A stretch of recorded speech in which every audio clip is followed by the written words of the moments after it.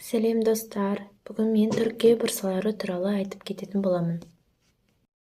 Себебі өте аз уақыт қалды, өйткені 10 қаңтардан 20 ақпанға ғана дейін регистрация жасауға болады. Сайт арқылы тегін онлайн тапсырып, өздеріңіздің бақтарын сынап көрсеңіздер болады. Мен былтыр 11 сынып оқу жүргенде тапсырған болатымын. Ол кезде менде аттестатым болған жоқ. Сол 9 сынып аттестаты және 11 сынып таблиттері арқылы сайтқа жүктедім. Егер бұйырып түсіп кетсеңіздер, бәрі тегін: жатақхана, барып ұшу билеті, медицина, тамақ, сол ай сайын сол стипендия беріп отырады, және тіл білмейді тапсыруға болады. Сонда 1 жыл языковый курста тіл үйренуге болады. Осы мүмкіндігім мықты болып тұрса да, жүрегім қаламағандықтан ба, бұйырмады. Сол мен және де